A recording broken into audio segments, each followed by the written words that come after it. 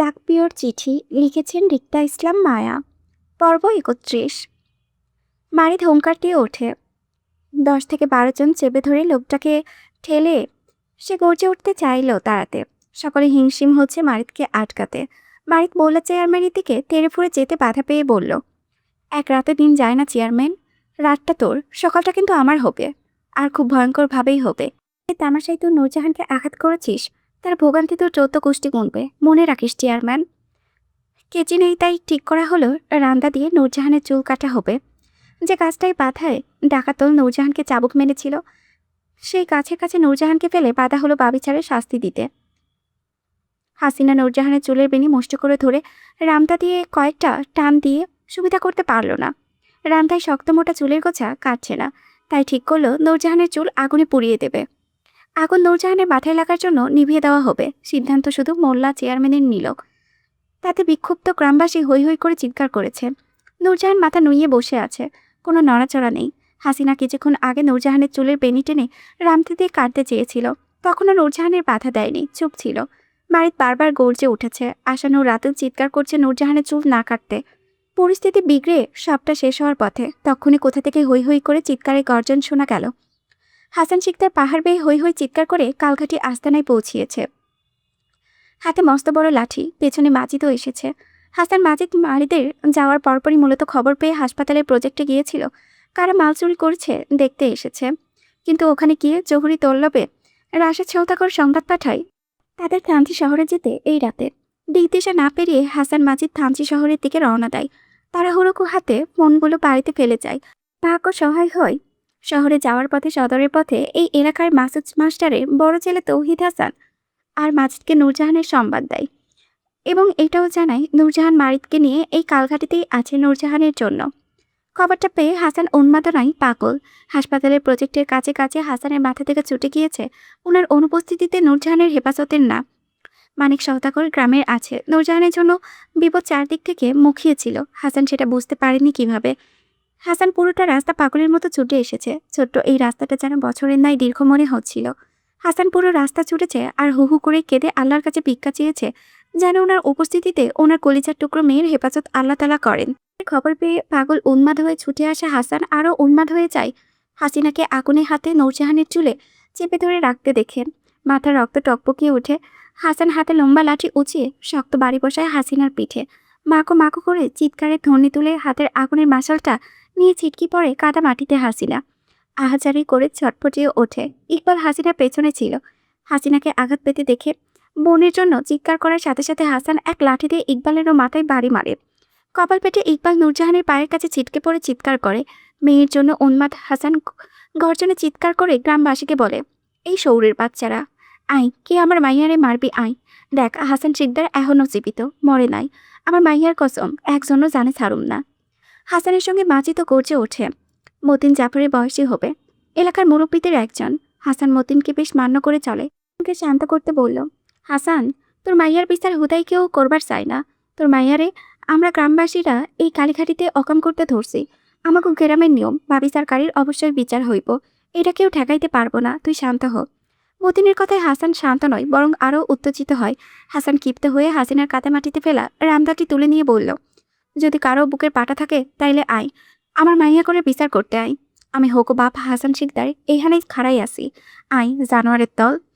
হাসান উপস্থিতি গ্রামবাসী সকলকে ছিটকে দূরে সরে যায়। হাসান বেপরোয়া মানুষ, মেয়েদের জন্য জানেও দিতে পারে, বিশেষ করে নূরজাহানের জন্য সে সবকিছু বাঁচি ধরতে প্রস্তুত। তার সেই কলিজার টুকরো নূরজাহানের এমন করুণ দশা দেখে হাসান বাবা হিসেবে যে উন্মাদ পাগল হবে সেটাই স্বাভাবিক।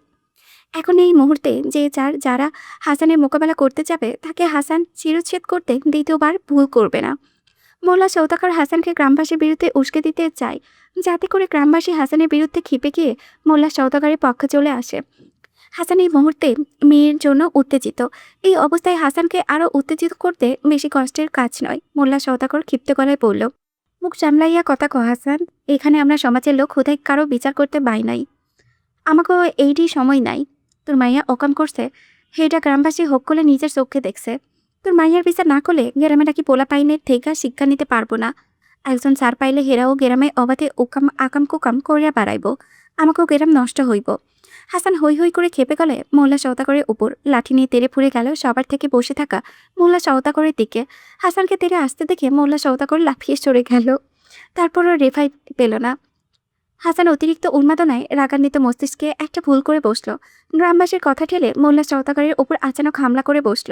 হাতের লাঠিতে মোল্লা সওদাগরের মাথার উপরে আঘাত করে চিল্লাতে লাগলো, এই কাহিনী তুই সাজাইছিস মোল্লা? তুই আমার মাইয়ারে এখানে ষড়যন্ত্র কইরা নিয়ে আইসিস? আমি বুঝি না মনে করছিস? তুই তোর পোলা আমার মাইয়ার জীবনটা ধ্বংসের দুয়ারে ঠেলা দিছস। তোর রক্তে আমি আজ আমার মাইয়ার জীবনের অভিশাপ্ত মুক্ত করুম জানোয়ার। মোল্লা সওদাগর মাটিতে লুটিয়ে চিৎকার করেছে। গ্রামে বুজুর্গ লোক যারা বাঁশের চৌকিতে বসেছিল তারাও হৈ হৈ করে দাঁড়িয়ে গেল হাসানের কাণ্ডে। মাজিদ হাসানের সঙ্গে লাঠি হাতে দাঁড়িয়েছিল। পিছন থেকে ইকবাল রক্তাক্ত কপালে হাসানের উপর আক্রমণ করতে চাইলে মাজিদের সাথে ইকবালের ধস্তাধস্তি শুরু হয়ে যায়। হাসান মোল্লা সওদাগরকে মেরেছে সেজন্য খেপে যায় গ্রামবাসী। হাসান গ্রামবাসীর কথা শুনছে না। সেজন্য যারা এতক্ষণ নিরপেক্ষ হয়ে নূরজাহানের পক্ষে ছিল তারাও হাসানের কানটা খেপে গিয়ে হৈ হৈ করে হাসানের বিরুদ্ধে আওয়াজ তুলে। গ্রামবাসীর হানুন সওদাগর, জাফর, মতিন, ইয়াকুব, আজিজ সহ গ্রামের বেশ কিছু বুজুর্গ লোক আদেশ করলো হাসানকে বন্দি করতে। মারিদের আদিলের মতো একই কাজ হাসানের বেলাও হয়। একদল লোক হাসান মাজিদকে ধস্তাধস্তি করে কাদা মাটিতে চেপে ধরে। মাজিদ বাধা দিতে চাইলেও মাজিদকেও বন্দি করা হয়। সকলে বন্দি। আশানুর আহজারি করে কাছে হাসান ও মাজিদকে ছেড়ে দিতে। নূরজাহান তখনও মাথা নুইয়ে বসে আছে, কেমন শান্ত নদীর মতো চোখে জল ফেলেছে নীরবে। নূরজাহানের নীরবতা বেশ কিছু মানুষের নজর কাটছে। গ্রামবাসী ফের মজলিসে বসেছে। মোল্লা সওদাগরের কপাল ফেটে রক্ত পড়েছে। হাত দিয়ে কপাল চেপে ধরে দুজন লোকের সাহায্যে মোল্লা সওদাগর কাটামাটি থেকে উঠে চকিতে বসল। হইচয়ের মাঝে ইয়াকুব বলল, পরিস্থিতি এখন গরম। হাসানের মাইয়ার বিচার কাইল্লা হইব। এখন বৃষ্টির মাঝে মাইয়া মাথা লইয়া বিচার। ইয়াকুবের কথার মাঝে বাধা দেয় হারুন। আজ এখানে নূরজাহানে বিহিত না করলে কাল সকালে মানিককে হস্তক্ষেপ করবে। নূরজাহানের পেছনে তখন আর মানিককে ছাড়ানো যাবে না। হারুন নূরজাহানকে কারোর সাথে বিয়ে দিয়ে গ্রাম ছাড়া করতে চায়, যাতে মানিক কাল ফিরে এসেও নূরজাহানকে না পায়। হারুনের সিদ্ধান্ত দিয়ে বলে, পরিস্থিতি গরম হোক আর যাই হোক, হাসানের মেয়ের বিচার আজ রাতেই হবে ইয়াকুব, যাতে গ্রামের বাকি যুবক যুবতী ছেলে মেয়েদের কাছে এটা একটা দৃষ্টান্ত বিচার হিসেবে সবার মনে দাগ কেটে যায়। পাপের ছাড় দেওয়া যায় না।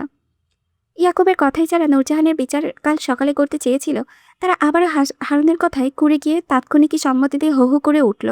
সিদ্ধান্ত নিল আজ এখানে বসেই নূরজাহানের বাবিচার কি বিচার হবে তা সিদ্ধান্ত নেওয়া হবে। কাল সকলে না হয় বিচার হবে। মজলিসের সভা ফের বসল। সময় নেই বেশ। সবার মাঝে আলোচনা হচ্ছে নূরজাহানের বাবিচারে কি বিচার হওয়া যায়। এক একজনের এক একটা রায় দিচ্ছে। যে যেটা পারছে সেটাই রায় দিয়ে কথা বলছে। হাসান, মাজিদ, আশানুর, মারিদ কিংবা আদিল কারো চিৎকার কানে যাচ্ছে না, যেন সবাই জোরপূর্বক বিচার করবে নূরজাহানের। আলোচনা এক পর্যায়ে দুই পক্ষের মধ্যে বিরোধিতা দেখা যায়।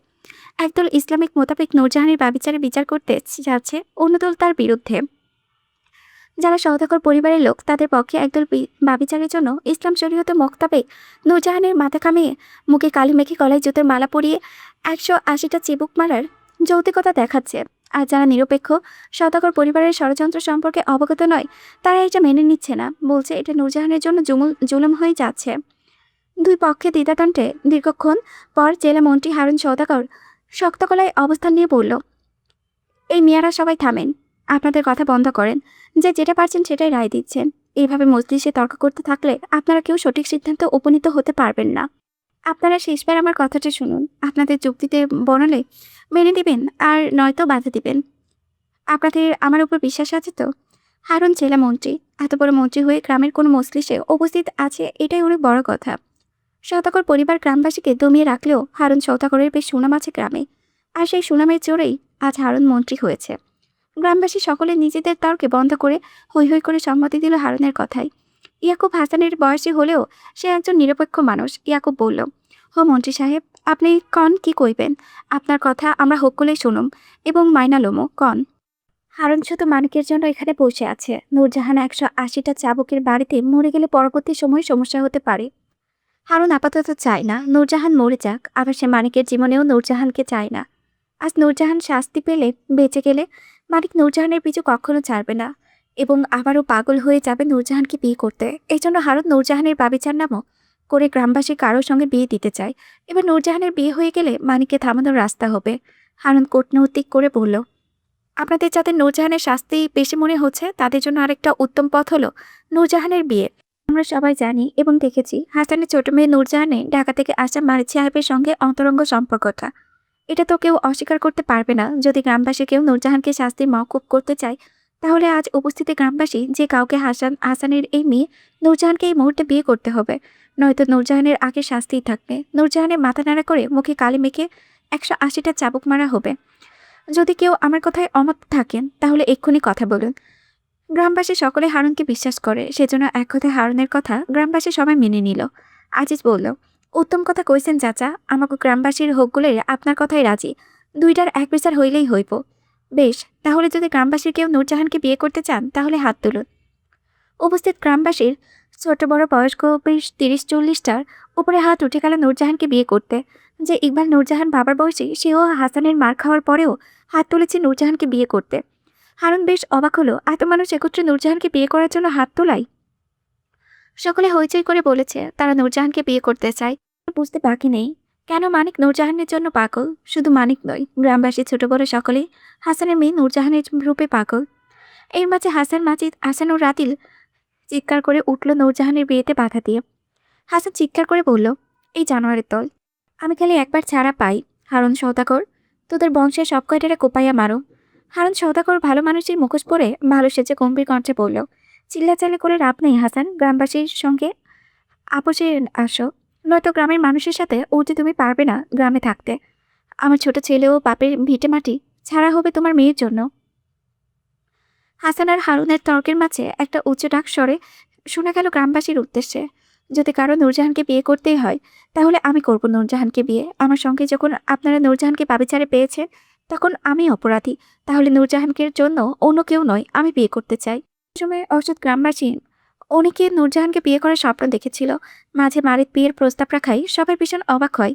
মারিত নূরজাহানকে বিয়ে করা মানে নূরজাহানের সকলের থেকে হাতছাড়া হয়ে যাওয়া। হাসানের ভাষাতে ফেলে এই উত্তম সুযোগ নূরজাহানকে বিয়ে করা, কিন্তু মারিত মাঝে বিয়ের প্রস্তাব রাখায় সবার মাঝে হইচই দেখা গেল। হাসান, মাজিদ, আহসান ও রাদিল সবাই ছটফটানি থামিয়ে মারিতের দিকে তাকিয়ে। মারিত শক্ত অবস্থানে, মোল্লা সওদাগর ভাইয়ের দিকে তাকালো। হারুন সওদাগর কপাল কুঁচকে মারিতের দিকে তাকিয়ে। মারিতের মতো প্রভাবশালী কেউ নূরজাহানকে বিয়ে করা মানে হাসান ক্ষমতাধর হওয়া। হারুন তাৎক্ষণিক মারিতের প্রস্তাব নাকচ করে বলল, আমরা অপরিচিত ভিনদেশে কারো হাতে গ্রামের মেয়ে তুলে দিতে পারি না মারিত সাহেব। আপনাকে আবার তেমন ভালো করে চেনে নেয়া। আমাদের গ্রামে হাসপাতাল বানাইতে এসেছেন এতটুকুই চিনি, আর এতটুকু চেনা বিয়ে হয় না। আমাদের গ্রামের মেয়েকে বিয়ে করে নিয়ে গেলে আপনার কাছে এসে হেফাজত থাকবে, এর কি গ্যারান্টি আছে?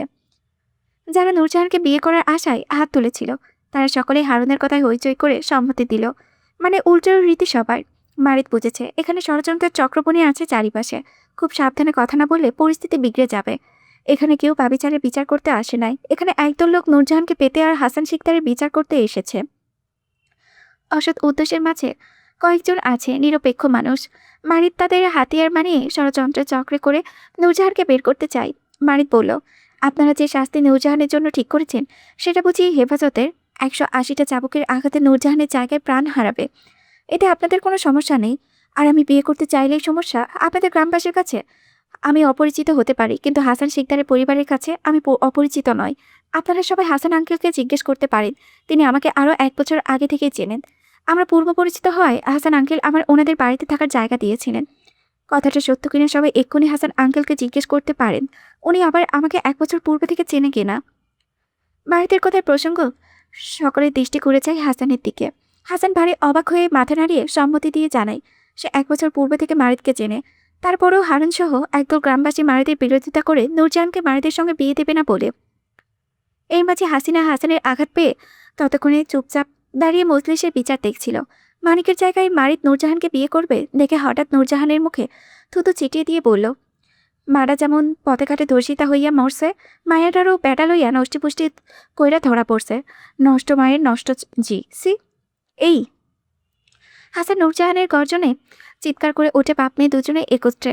এতক্ষণে নিশ্চুপ নিস্তব্ধ বসে থাকা নূরজাহান শিকলে বাঁধা অবস্থায় হুঙ্কার দিয়ে হাসিনার দিকে হিংস্র বাঘিনীর দৃষ্টিতে তাকায়, যেন শিকল চিরে বেরিয়ে হাসিনার উপরে হামলা করতে চায়। একই কাণ্ডে হাসানও করল। হাসিনা, হাসান আর নূরজাহানের হুঙ্কারের ভয় লাফিয়ে উঠে গিয়ে লুকোয় মানুষের ভিড়ে। আয়শা সিদ্দিকা নামটা হাসান ও নূরজাহানের জন্য বড় ইমোশনাল। হাসিনার কথায় কলিজায় রক্তক্ষরণ হয়েছে বাপ মেয়ে দুজনেরই। জাফর মসজিদের ইমাম সাহেব ওনার কোথাও গ্রামবাসীর বেশ মান্য করে চলে। জাফর হাসান ও নূরজাহানকে থামিয়ে গ্রামবাসী সকলের উদ্দেশ্য বলে, হেফাজত টেফাজত এত কিছু বুঝি না। হাসান মাইয়ার লোকে যে খারাপ কাজটা করছে, ইসলামের শরীয়ত মোতাবেক অনুযায়ী তার লইকায় বিয়ে দেওয়া উত্তম। এই লইকা হাসানের মাইয়ার লোকে এখন মারিদ সাহেবের বিয়ায় হইব, এটা লইয়া কেউ ঝামেলা করুন যাইব না। এই তোরা সবাই হাসানের পরিবারের খবর দে, ওরা কেউ আর ঝামেলা করব না স্যার।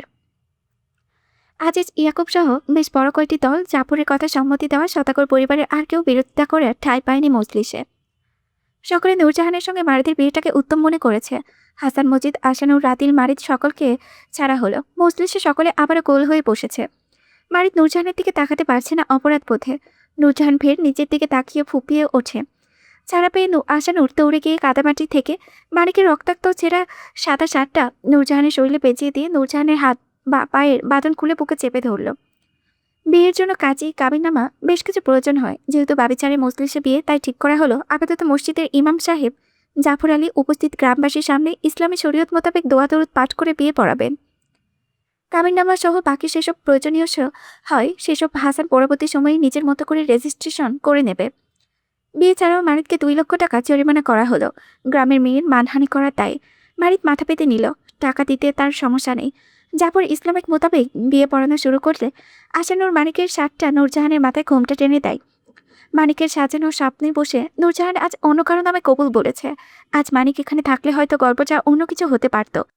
গ্রামবাসী কয়েকজন মহিলা এগিয়ে এসে আশানুরের পাশাপাশি তারাও নূরজাহানকে ঘিরে বসে মজলিসের ভেতর। রাত 2:25। জাফরের কণ্ঠে আল্লাহর পবিত্র কালেমার ধ্বনি এবং চারিপাশে উত্তাপ্ত মাসুলের আগুনে গোটা গ্রামবাসী সাক্ষী থাকলো নূরজাহানের বাড়িতে ইসলামী শরীয়তের মোতাবেকে বিয়ের। ঢাকা যান্ত্রিক শহর, ঘনবসতি বেশি।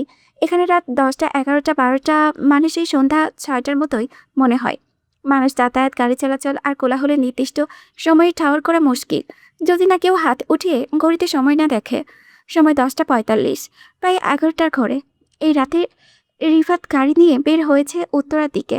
বাড়িতে অপরিচিত মেয়েটির লোকেশন পাঠিয়েছে। মেয়েটির সাথে দেখা করার কথা রাত 10টায়, অথচ রাস্তার জ্যামে আটকা পড়তে 45 মিনিট লেট। চালগড়ির মোড়ে রিফাতের গাড়ি আটকে যেদিকে তাকায় সেদিকে সমাহর গাড়ির এলোমেলো লাইন দিয়ে আটকানো। এত সব গাড়ির জ্যাম কবে ছাড়বে জানা নেই। মারিদের সঙ্গে রিফাতের লাস্ট কথা হয়েছিল 9:30টায়। তখন মারিদ কিসের তাড়াহুড়োই জানেছিল। খুব পাকলতায় রিফাতকে অপরিচিত লোকেশনে পাঠিয়ে সে গায়েব। এরপর আর কোনোভাবে রিফাতের সঙ্গে মারিদের যোগাযোগ হয়নি। এই নিয়ে রিফাত অসংখ্যবার মারিদকে কল করেছে, কিন্তু বরাবরই মারিদের নাম্বার বন্ধ। তারপর হাসিব, রাতিল দুজনকেই কল দিল। ওদের নাম্বারে কল যাচ্ছে, কিন্তু কেউ রিসিভ করছে না। রিফাত বেশ চিন্তায় পড়ে গেল মারিদকে নিয়ে। থানচি ওদের কোনো বিপদ হয়েছে কিনা টেনশন করলো। রিফাত একবার ভেবেছিল মারিদের দেওয়া ঠিকানায় আজ ওই অপরিচিতর সঙ্গে দেখা করতে যাবে না, কাল সকালে যাবে। কিন্তু পরে আবার মারিদের কথা ভেবে মত বদল করলো। বিগত 1 বছরেরও অধিক সময় ধরে মারিদ অপরিচিতাকে পাগলের মতো খুঁজছে। এই অপরিচিতার জন্য দিনের পর দিন থানচিতে পড়ে আছে। এই অপরিচিতা মারিদের জন্য কতটা ইম্পর্ট্যান্ট সেটা রিফাতের জানা বাকি নেই। আজ মারিদ থানচিতে আটকে আছে বলেই রিফাতকে যেতে বলেছে, নয়তো মারিদ কোনোদিনও মারিদের জায়গায় রিফাতকে পাঠাতো না। কারণ মারিদ ওর অপরিচিতাকে নিয়ে ভীষণ পজিটিভ। তাছাড়া সবচেয়ে বড় কথা হলো, এই মুহূর্তে রিফাত যদি কোনো কারণে অপরিচিতা মেয়েটির সঙ্গে দেখা করতে না যায়, তাহলে পরে যদি মেয়েটি আবারও গায়েব হয়ে যায়, তখন রিফাত শত চাইলেও মেয়েটির সন্তান মারিদকে দিতে পারবে না। এত কষ্ট করে মারিদ অপরিচিতা অবধি পৌঁছাতেও যদি রিফাতের জন্য হারিয়ে ফেলে, তাহলে সেটা মেনে নেওয়া যায় না। রিফাত অনেক চিন্তার পর ফোনটা হাতে নিল। মারিদের পাঠানো অ্যাড্রেস তার তনিমার নাম্বারে হোয়াটসঅ্যাপে দেখে নিয়ে তনিমার কন্ট্যাক্ট নাম্বারে ছোট্ট করে মেসেজ লিখে পাঠালো, আপনি যাবেন না প্লিজ, একটু অপেক্ষা করুন। আকাশের অবস্থা ভালো না, বাইরে বৃষ্টি হবে, তাই জ্যামে আটকে আছি। আমার আসতে আরও খানিকটা লেট হতে পারে মিস অপরিচিতা। রিফাত নিজে পরিচয় দিল না, অতঃপর সে মারিদের পরিচয়ে মেয়েটির সঙ্গে দেখা করবে। রিফাতের পরিচয় পেয়ে যদি মেয়েটি দেখা না করে চলে যায়, তাহলে মেয়েটির সম্পর্কে সঠিক তথ্য নেওয়া যাবে না। তাই সে আপাতত রিফাত নয়, মারিদের ভূমিকায় পালন করবে। তারপর যখন মারিদ কাল ঢাকা ফিরে আসবে, তখন না হয় মারিদ নিজে সবটা ক্লিয়ার করে নেবে মেয়েটির সাথে। আপাতত 1 রাতের জন্য পরিচয় গোপন করাটাই উত্তম। রিফাত ফোনটা পাশের সিটে রেখে গাড়ির কাজ খুলে বাইরে তাকালো। আকাশে ঘন ঘন মেঘে বিদ্যুৎ চমকাচ্ছে, সেই সাথে ঝড়ো হাওয়া বইছে। মনে হচ্ছে ভীষণ ঝড় তুফান উঠবে। গাড়ি না নিয়ে আসলে আসলে রিফাত হেঁটে চামের পথটা পার হয়ে পুনরায় রিক্সা নিয়ে লোকেশন অনুযায়ী চলে যেত। রিফাত বিরক্তি হয়। তক্ষণে ফোনে রিংটোন বেজে উঠতেই দ্রুত ফোনটা হাতে নেয়। ভেবেছিল মারিদ, রাতিল, হাসিবের মধ্যে কেউ একজন রিফাতকে কল করেছে। অথচ কল এলো মারিদের অপরিচিতার। রিফাত খানিকটা দ্বিধা নিয়ে ফোনটা রিসিভ করতে তনিমা সালাম দিল। আসসালামু আলাইকুম, আপনি কি চিঠিওয়ালা বলছেন? মারিদ অপরিচিতার সঙ্গে চিঠির কথা বলেছে, এই কথাটা সে জানে, তবে কখনো এই বিষয়ে তেমন মনোযোগী ছিল না। আজ মারিদ রিফাতকে বলেছে অপরিচিতার সঙ্গে ওর চিঠিতে কথা হয়েছে, আর চিঠির মেয়েটি তার সঙ্গে দেখা করতে আসার কথা। এই মেয়েটি যখন চিঠির প্রসঙ্গ তুলেছে, তার মানে মারিদের অপরিচিতা সেই। রিফাত বেশ স্বাভাবিকভাবে সম্মতিসূচক বলল, জি মিস। ও, তাহলে আপনার ওই নাম্বারটা বন্ধ কেন? আমি কতবার কল করেছি এই নিয়ে। আরেকটু হলে আমি চলেই যেতাম। ভেবেছিলাম আপনি আর আসবেন না, আবার আমাকে ধোকা দিয়ে হারিয়ে যাবেন। রিফাত দ্বিধায় ভুগল। রিফাত যতটুকু জানে, অপরিচিতা মারিদের ধোকা দিয়ে হারিয়ে গেছে, অথচ এই মেয়ে বলছে ভিন্ন কথা। মারিদের অনুপস্থিতিতে রিফাত এমন কিছু বলতে চায় না যাতে মেয়েটির সন্দেহ হয় সে মারিদ নয়, ভিন্ন কেউ। মারিদ আফসোস করে প্রসঙ্গ পাল্টে বলল, এটা আমার আরেকটা নাম্বার মিস। তাড়াহুড়ো বাসা থেকে বের হতে গিয়ে হাতের ফোন ওই বাসায় রেখে এসেছি। হঠাৎ মনে হয় আপনাকে এই নাম্বারে মেসেজ পাঠালাম। ও, আপনি বুঝি দুটো ফোন চালান? জি, কাজের সুবাদে চালাতে হয়। আপনি কখন আসছেন আর কোথায় আছেন? এই তো উত্তরের কাছাকাছি আছি। বাইরের পরিস্থিতি ভালো না, হয়তো ঝড় তুফান হবে, ভীষণ বাতাস বইছে। এরপর আবার ট্রাফিক জ্যাম, বুঝতেই পারছেন কেন লেট হচ্ছে আমার। আপনার কি বেশি লেট হবে আসতে? বেশি লেট হবে না, আশা করছি আর আধা ঘন্টার মধ্যে পৌঁছে যাব। আপনি কি একা এসেছেন নাকি সঙ্গে কেউ আছে? আমি একা নয়, আমার সঙ্গে আমার এক ফুফাতো বোন আছে। ওকে বাস, তাহলে তো কোনো সমস্যা নেই আশা করছি। আপনি একটা কাজ করুন মিস, আপনার বোনকে নিয়ে ভালো কোনো রেস্টুরেন্টে বসুন, আর আমাকে আপনাদের লোকেশনটা পাঠিয়ে দিন। নিজে যথাসম্ভব আমি দ্রুত আপনাদের লোকেশনে পৌঁছে যাব। আপনাদের কথা বলা শেষে আমি না হয় আপনাদের নিজ দায়িত্বে বাসায় পৌঁছে দিয়ে আসলাম ইনশাআল্লাহ। রিফাতের আন্তরিকতায় তনিমা চুপ করে যায়। রিফাত কল কেটে ড্রাইভিংয়ে মনোযোগ দিয়েছে। তনিমা মাত্র একবার মারিদের সঙ্গে ফোনে কথা বলায় এই মুহূর্তে রিফাতের কণ্ঠ চিনতে পারেনি। তাছাড়া মারিদ, রাদিল, রিফাত তিনজনের ভয়েসে একই রকম শোনায় যখন ওরা গম্ভীর গলায় কথা বলে। এই মুহূর্তে রিফাতের কণ্ঠ চিনতে ভুল করে তনিমা। ছাত্র হিসেবে রিফাতের সঙ্গেও কখনো তনিমার ফোনে কথা হয়নি, যার জন্য বরাবরই রিফাত ও তনিমাকে চিনতে পারেনি। রিফাত যানজট পেরিয়ে অবশেষে উত্তরে পৌঁছে তনিমার দেওয়া লোকেশনে চেক করতে পারলে কপাল কুঁচকে গেল। এটা উত্তরার বাহিরে কোনো গলি দেখাচ্ছে। কোনো ভদ্রলোক সেই গলির মোড়ে যাবে না। অনিষিদ্ধ কাচের দরাদম হয় এই গলিতে। ঢাকায় অবস্থানরত দিনের আলোয় ভদ্রলোক সোয়াচা মেয়েরা শরীর বেঁচে সেই গলিতে দাঁড়িয়ে। দিনের আলোতে সেই মেয়েগুলো সুশীল সমাজের ভদ্র মেয়ে হলেও তারা অন্ধকারে রাতের শাহবাগী। সেজন্য এখানে বেশ ঘন ঘন পুলিশ রেড দেখা যায়। এই গলিতে দাঁড়ানো কলঙ্ক। রিফাত বেশ চিন্তায় পড়ে যায়। মেয়েগুলো কি খারাপ? মারিদকে ফাঁসানোর জন্য কি এখানে ডেকেছে নাকি? মেয়েগুলো না জেনে ওই গলিতে দাঁড়িয়েছে। রিফাত বেশ দ্রুত গলি মোড়ে গাড়িটা থামিয়ে বেরিয়ে তনিমাদের খোঁজ করে। তনিমাকে কল করে আশেপাশে তাকায়। ল্যাম্পপোস্টের নিচে মেয়েদের ভদ্র পোশাকে সেজেগুজে দাঁড়িয়ে ছেলেদের সঙ্গে কথা বলতে দেখা যায়। রিফাতের শরীর খিনখিন করে ঘৃণায়। তনিমাকে কল করে জানতে চাই, আপনারা কোথায় আছেন? সিও হোটেলের সামনে দাঁড়িয়ে আছি। আপনি কোথায়? নাম শুনে অতি ঘৃণায় রিফাতের রাগ উঠে যায়। এই গলিতে সব খারাপের শুরুই হয় ওই হোটেলের থেকে। রিফাত খানিকটা ক্ষিপ্ত স্বরে বলল, আপনি কি এই গলিতে আগেও এসেছেন মিস? তনিবা অসহায় এবং ঋণঋণে গলায় রিফাতকে শোধালো, আমি এখানকার কিছুই চিনি না, কোথায় আছি তাও বুঝতে পারছি না। আমার ফুফাতো বোন আমাকে এখানে নিয়ে এসেছে। ও হোটেলের ভেতরে আছে আর আমি বাইরে একা দাঁড়িয়ে আছি। আশেপাশে পরিবেশটা কেমন জানি। ছেলেমেয়েরা খুব উশৃঙ্খল বিহেভ করছে। আমার খুব ভয় করছে। আপনি প্লিজ দ্রুত আসবেন।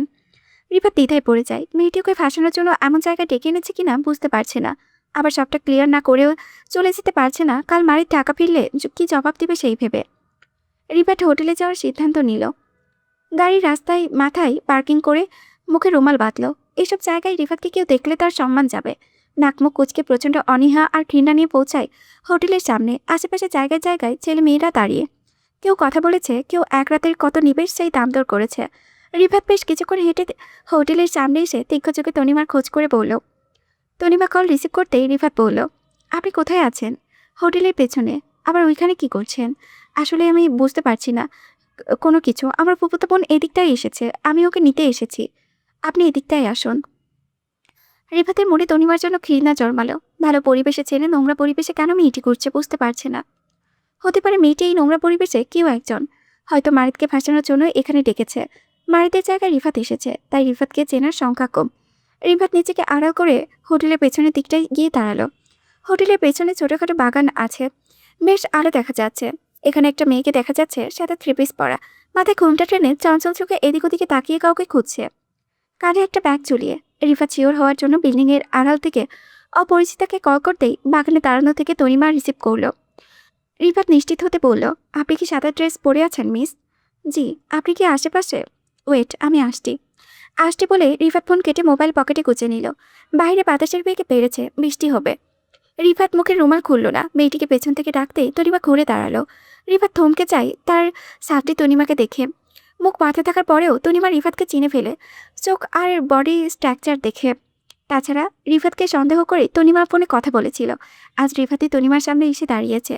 তনিমা থমকে যায় বহু অনাকাঙ্ক্ষিত চিঠিওয়ালার রূপে রিফাতকে দেখে, আর রিফাত স্তব্ধ নিজের অপ্রত্যাশিত ছাত্রীকে দেখে। রিফাতের গলা চেপে আসে কথা বলতে।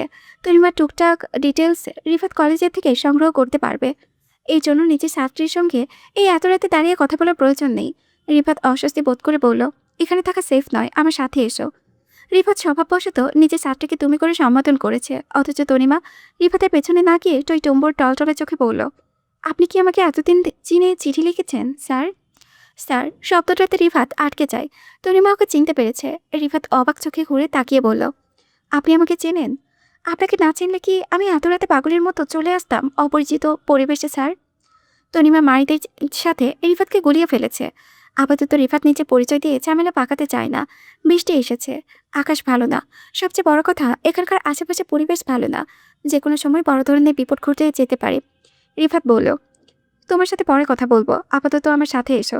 এখানকার পরিবেশ ভালো না, বিপদ হতে পারে জলদি। এখান থেকে বের হতে হবে, এসো। তনিমা চিঠিওয়ালাকে পেয়ে ইমোশনাল, খুব করে জড়িয়ে ধরতে ইচ্ছে করছে চিঠিওয়ালাকে, অথচ রিফাত আনমনা ব্যবহার করছে। তনিমা জায়গা থেকে নড়ছে না দেখে রিফাত পুনরায় তাগাদা দিল। তনিমা মাথা নুইয়ে চোখের পানি মুছে বলল, আমার ফুফাতো বোন সানিয়া আপু এই হোটেলে আছেন। আপনি প্লিজ আমার সাথে একটু হোটেলের ভেতরে আসবেন। আসলে এতক্ষণ একা সাহস পাচ্ছিলাম না ভিতরে যাওয়ার। রিফাত হঠাৎ রেগে গিয়ে বলল, তুমি কি স্টুপিড? এই মুহূর্তে তোমাকে নিয়ে হোটেলের ভেতরে গেলে কি হবে জানো? সবাই ভাববে আমরা খারাপ উদ্দেশ্যে এখানে এসেছি। কথা না বাড়িয়ে চুপচাপ এসো, তোমাকে বাসায় পৌঁছে দিচ্ছি। তোমার আপু যার সাথে এখানে এসেছে, কাজ শেষ সেই তোমার আপুকে বাসায় পৌঁছে দেবে। তুমি আমার সাথে এসো। তনিমা তাৎক্ষণিক আকুতি মিনতি করে বলল, প্লিজ স্যার, আমার সাথে একটু হোটেলের ভেতরে চলুন না। সানিয়া আপুকে ছাড়া বাসায় গেলে বিপদে পড়ে যাব। স্যার প্লিজ চলুন, প্লিজ প্লিজ। নো ওয়ে, তোমার যাওয়ার হলে তুমি যাও, আমি পারবো না এসব জায়গায় পা রাখতে। রিফাত ঘৃণায় চলে যেতে নিলে তনিমা তাৎক্ষণিক রিফাতের এক হাতে দুটো মুঠোয় চেপে মিনতি করে বলল, স্যার আপনার কাছে হাত জোর করেছি, প্লিজ স্যার আমার সাথে একটু চলুন না, প্লিজ প্লিজ। তনিমার আকুতি মিনতিতে রিফাত নরম হলো। সিদ্ধান্ত নিল সে তনিমাকে নিয়ে পেছনের রাস্তা দিয়ে হোটেলে যাবে। অথচ রিফাত তার তনিমার কারো জানা নেই এই মুহূর্তে পুলিশের রেড পড়েছে হোটেলের ভেতরে। রিফাত তনিমাকে নিয়ে হোটেলের ভেতরে নিচতলায় কয়েকটা ঘর খুঁজতে গিয়ে হইচই শোনা গেল হোটেলের ভেতরে। ছেলের মেয়েরা অর্ধ উলঙ্গ অবস্থায় পুলিশের তাড়া খেয়ে দৌড়ে বের হচ্ছে। রিফাত পুলিশ থেকে উত্তেজিত পাগল হয়ে ওঠে। শিট শিট শিট বলে চিল্লাতে চিল্লাতে তনিমার হাত ধরে দৌড়ে পালাতে গিয়ে পুলিশের হাতে ধরা পড়ে। তনিমা ও রিফাতের এত করে মানা করার পরেও পুলিশ ওদের কথা শোনেনি। বাকিদের সাথে করে ওদের দুজনকেও পুলিশ জিপে করে থানায় নিয়ে নেওয়া হয়। রিফাত সম্মানে ভয়ে তিল মিলিয়ে উঠেছে বারবার। সে শত চেষ্টা করেও পুলিশকে কিছু বোঝাতে সক্ষম হচ্ছে না। এর মাঝে রিফাত মারিদ ও রাতেলকে বেশ কয়েকবার কল করে নাম্বার বন্ধ পাচ্ছে। নিকটতম বন্ধুবান্ধব বলতে মারিদ ও রাদিলই আছে রিফাতের। এই মুহূর্তে ওরা দুজনেই অনুপস্থিত। আর যারা নাম সর্বস্ব বন্ধু আছে তাদের কানে আজকের পুলিশ কেসের ঘটনা যাওয়ার কথা, সাথে সব জায়গায় ভাইরাল হয়ে যাবে। রিফাত বিপদে পড়ে কি করবে না ভেবে নিজের মেজো মামা সৈয়দ রবিউল আলমকে কল দেয়। কিন্তু তিনিও এই মুহূর্তে ঢাকার বাইরে। এর মাঝে পুলিশ চেনে চেনে আটকে রাখা ছেলে মেয়েদের আলাদা আলাদা জীবনবন্দি নিচ্ছে। সেই জবানবন্দিতে তনিমা বলেছে ও রিফাতের সঙ্গে কয়েক মাসের চিঠিতে প্রেম ছিল। সেই প্রেমের সূত্রে আজকে ওদের প্রথম দেখা ছিল। আর রিফাত বলেছে তনিমা শুধু ওর একজন ছাত্রী, এর বাইরে ওর সাথে কোনো সম্পর্ক নেই। রিফাত আজকে হোস্টেলে নিজের জন্য নয় বরং অন্য আরেকজনের জন্য দেখা করতে গিয়েছিল তনিমার সাথে। কিন্তু এর মাঝে পুলিশেরা ভুল করে রিফাত আর তনিমাকে নিয়ে ধরে এসেছে। রিফাত ও তনিমা দুজনেই দুই ধরনের জবানবন্দি হয়, পুলিশের সন্দেহ বাড়ে। সারা রাত তনিমা ও রিফাতকে আটকে রেখে ওদের পরিবারকে কল দেওয়া হয়। মেয়ের খবর পেয়ে বাবা জাবেদ শেখ, মা হাফেজা, বড় ভাই তুহিন তিনজনেই ছুটে আসে উত্তরা থানায়। তনিমাকে কোনো ছেলের সঙ্গে অন্তরঙ্গ অবস্থায় হোটেলে পুলিশ ধরেছে খবরটা শোনার সাথে সাথে হাফিজা বেগম জ্ঞান হারায়। বাবা হিসেবে জাবেদ শেখ বাকরুদ্ধ, নীরবে শুধু চোখের পানি ফেলেছে গুলশান থেকে উত্তরা থানায় আসার পুরোটা রাস্তায়। রিফাতের বাবা খালেদ খন্দকারের কাছেও কল করেছে থানা পুলিশে। ছেলে খবর পেয়ে রিফাতের বাবা, মারিদের বাবা আর ছোট চাচাকে নিয়ে থানায় হাজির হন। এর মাঝে তনিমার মা ৩ বার জ্ঞান হারিয়েছেন আদুরি মেয়ের কীর্তিকলাপ শুনে। পুলিশ বলেছে ওদের হোটেলে হাতে নাতে ধরেছে। এই কথায় রিফাত ও তনিমা দুজনে মাথা নত হয়ে লজ্জায় পড়েছে। প্রহর কাটিয়ে ভোর হতে চলল। সৈয়দ বাড়িতে হাহাকার আর চিৎকার করেছে শান্তা। শাহ সৈয়দ সাহেব এতক্ষণ মেয়ের নিকট বসে থেকে মাত্রই রুমে ফিরে গেছেন তিনি। বয়স্ক মানুষ রাত জাগতে পারেন না, কিন্তু যখন রাত ১:৩০টার দিকে উত্তরা থানা থেকে পুলিশ কল করে জানায় রিফাত খন্দকার অনৈতিক কাজের জন্য মেয়েসহ ধরা পড়েছে ওনাদের কাছে, এরপর থেকে সৈয়দ বাড়িতে অশান্ত পরিস্থিতির সৃষ্টি হয়েছে। মারিদের মেজ চাচা সৈয়দ রবিউল আলম বাসায় না থাকায় মারিদের বাবা মাহবুব আলম ও তার ছোট ভাই মকবুল আলম হন্তদন্ত হয়ে বাসা থেকে বেরিয়ে যায়। রিফাতের বাবা খালেক খন্দকার নিজ বাড়ি থেকে গাড়ি নিয়ে থানায় পৌঁছায়। শান্তার 2 সন্তান, রিফাত আর তাপস। তাপস সুখের চেয়ে 2 বছরের বড়। সে এই বছর 2015 সালে এইচএসসি পরীক্ষার্থী, আর সুখ 2015 সালে রানিং এসএসসি পরীক্ষার্থী। রিফাতের অনৈতিক কাজে জড়িয়ে পড়ার কথা শুনেই তাপসকে নিয়ে স্বামীর ঘর ছেড়ে শান্তা। মধ্যরাতে নিজ বাড়িতে এসেই সে কি আহাজারি চিৎকার। শান্তার আহাজারি চিৎকারে পুরো সৈয়দ বাড়ি মধ্যরাতে ড্রয়িং রুমে চিন্তিত মুখে উপস্থিত হন। রাত থেকে অপেক্ষাও করেন। সালমা সৈয়দ স্বামী দেবরকে থানায় পাঠিয়ে মারিত ও রাতিলকে কল করেছে রিফাতের খবরটা জানানোর জন্য। মারিত ও রাতিল দুজনে ফোন বন্ধ থাকায় ওনাদের টেনশন আরও বাড়ে। রাতিলের মাকে কল করার সঙ্গে সঙ্গে খবর পেয়ে হীরা চৌধুরীও মধ্যরাতে ড্রাইভারকে নিয়ে সৈয়দ বাড়িতে উপস্থিত হন। পরিস্থিতি সামলে দিতে শান্তাকে বারবার সান্ত্বনা দেওয়ার চেষ্টা করেন। রাতিলের খবর রাত থেকে হীরা চৌধুরীর কাছেও নেই। রিফাতের টেনশনে বারবার নিজের সন্তানের কথাও মনে পড়েছে ওনার। টানা 4 ঘন্টার পর ভোর রাতের দিকে ক্লান্তিতে সৈয়দ বাড়িতে একে একে ফিরে আসেন বাড়ির পুরুষরা। খালিদ খন্দকারও মাহবুব আর মকবুলের সঙ্গে থানা থেকে সোজা সৈয়দ বাড়িতে এসেছেন। রিফাত বিয়ে করে থানা থেকে কোথায় গেছে কেউ জানে না। রিফাতকে অনেক কল করা হয়েছে, কিন্তু ফোনটা বন্ধ করেছে। বাড়িতে ঢুকে বোনের কান্নাকাটি দেখে মাহবুব আলম সোফায় বসতে বসতে ক্লান্ত গলায় বলল, যা হবার তা হয়ে গেছে শান্তা, তুই এসব নিয়ে আর কান্নাকাটি করলে সব কি আবার ঠিক হয়ে যাবে? সব কিছু ঠিক হবে না বলে কি আমি এখন কান্নাকাটিও করতে পারবো না ভাই? আমি মা, আমার কি কষ্ট লাগবে না পেটের সন্তান এমন করলে? আমি কতবার করে বললাম ওকে বিয়েটা করে ফেল, আমার মেয়ে দেখি, অথচ আমার সাথে সবসময় না করে চলেছে। বিয়ে এখন করবে না, আগে মারিত রাতে, তারপর ও বিয়ে করবে। আমাকে মিথ্যে বুঝিয়ে সুঝিয়ে এখন ওর নিজের ছাত্রীকে নিয়ে হোস্টেলে ধরা পড়ল। ওর পছন্দ আছে জানালে আমরা কি না করতাম ভাই? আমরা তো খুশি খুশি মেনে নিতাম। আমার ভালো ছেলেটাকে কিভাবে এমন করলো ভাই? ওই নিজের ছাত্রীকে পছন্দ করে জানালে আমরা এটাও মেনে নিতাম, সম্মানের সহিত দুজনে বিয়ে দিতাম। এখন লোকে জানাজানি হলে আমাদের মান সম্মান কিচ্ছু থাকবে না ভাই, সব শেষ হয়ে যাবে। মানুষ আমাদের উপর থুতু ছিটেবে। শান্তা আহাজারি করে কাছে হীরা চৌধুরী পাশে বসা সান্ত্বনা দিচ্ছে। মাহবুব আলম বলল, যা হবার হয়ে গেছে, আপাতত শান্ত হয় তুই। রিফাত আগে বাড়িতে ফিরুক, তারপর কথা হবে, সব কিছু জানা যাবে। ফাতেমা শান্তাকেই ঘরে নিয়ে যাও। জি ভাই। ফাতেমা সৈয়দ শান্তাকে ধরে উপরে ঘরে নিয়ে গেল। তাপস এতক্ষণ দাঁড়িয়েছিল, সেও মায়ের পিছন পেছন গেস্ট রুমে গেল ঘুমোতে। এই বাড়ি ভদ্র একটা নিয়ম আছে, সেটা হলে যখন বাড়ির বড়রা কথা বলে তখন ছোটরা চুপ থাকবে, মাঝে কথা বলবে না। সেক্ষেত্রে তাপস একা চুপচাপ দাঁড়িয়েছিল না, সঙ্গে তার মেজো মামাতো ভাই বোন আফিয়া, সুফিয়া, তামিম দাঁড়িয়েছিল। সুখ ঘুমপটু মানুষ, একেবারে ঘুমাতে পারলে সহজে ওকে টেনে তোলাও যায় না। সুখের রুমটা মারিদের রুমের পাশাপাশি হয় নিচের কোলাহলের শব্দ সুখের রুমে পৌঁছায় না। রিফাতকে নিয়ে ঘটে যাওয়া ঘটনাগুলো সুখ শোনেনি। রাতুল রাত ছোট মানুষ হয়, ওরাও মায়ের ঘরে ঘুমোয়। আজকে ঘটনা তাদেরও অজানা। মাহবুব আলম ফের ভারী গলায় বলেন, বাকিরা সবাই যার যার ঘরে ঘুমাও গিয়ে। এসব বিষয়ে কেউ আপাতত কোনো কথা গড়ে তোলার দরকার নেই, পরিস্থিতি আগে শীতল হোক। রিফাত বাড়ি ফিরলে মারিত রাতিলকে দিয়ে ওরা সব কথা বলিয়ে নেওয়া যাবে। রিফাতের যেহেতু বিয়ে হয়ে গিয়েছে, তোমরা একদিন গিয়ে মেয়েটাকে দেখে এসো, মেয়েটার ভরণ পোষণের খরচও দিয়ে এসো, এটা তোমাদের দায়িত্ব।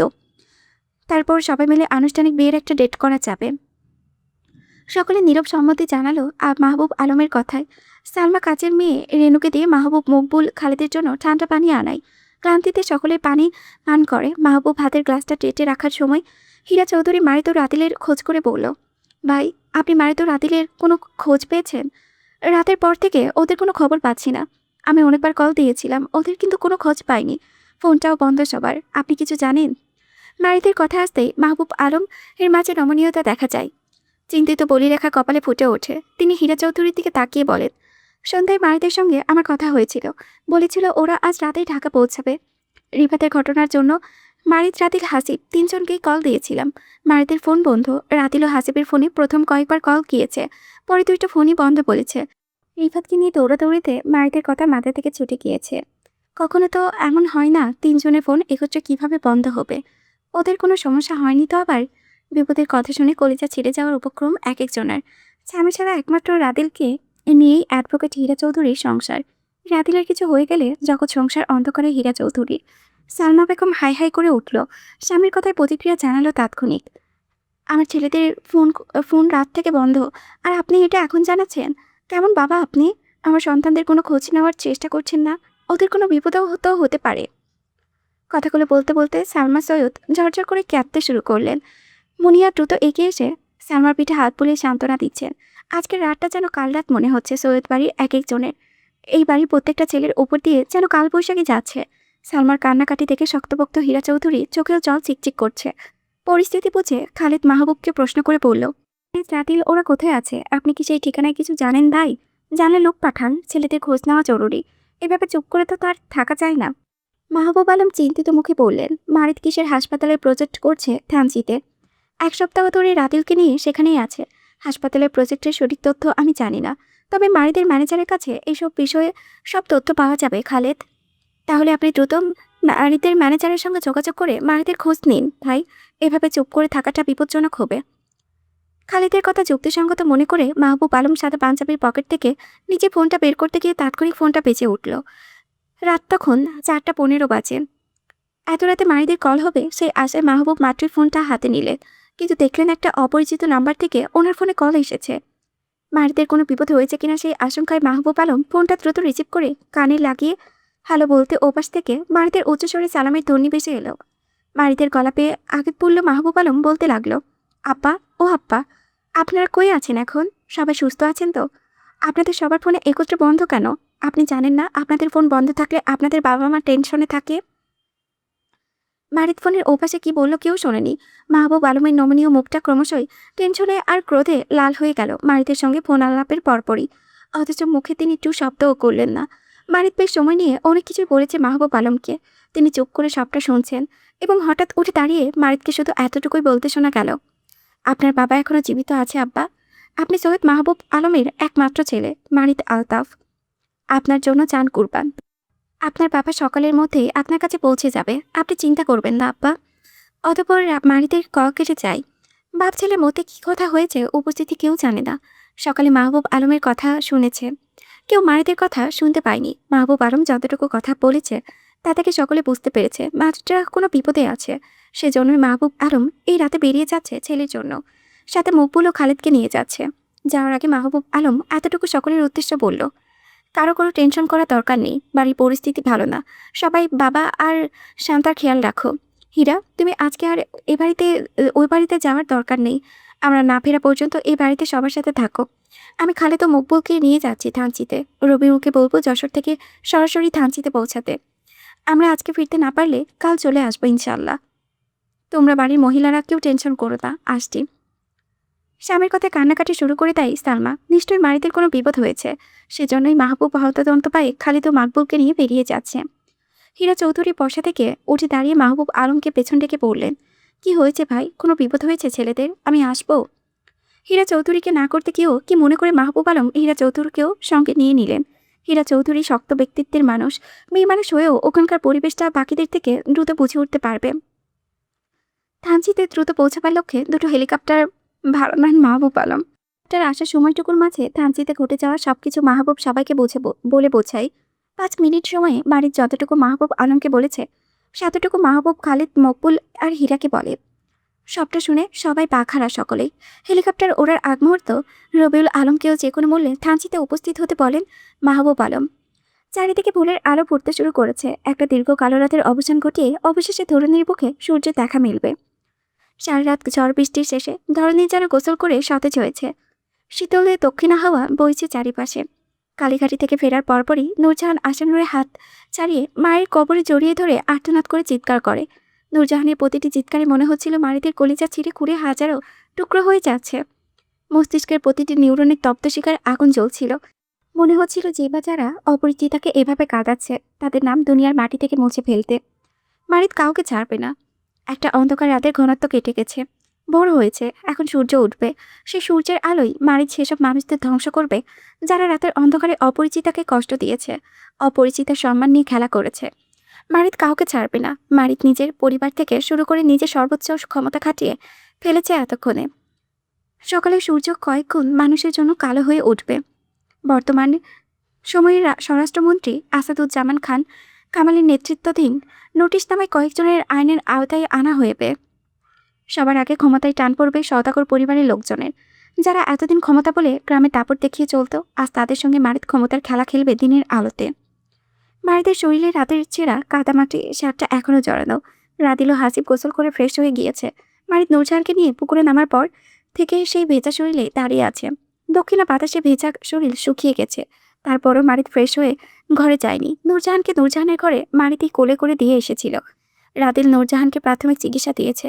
নূরজাহানের ক্ষত পাটাকে এই কয়েকদিনে শুকিয়ে উঠেছিল, কিন্তু আজকের ঘটনায় আবারও নূরজাহানের আহত পাটার ক্ষতস্থানে তাজা হয়েছে। আপাতত নূরজাহানের বেহুশ নাকি ও হুঁশে পেরেছে মারিত জানে না। নূরজাহানের ঘরে যায়নি, যদিও দুজন ধর্মীয় মতে স্বামী স্ত্রী।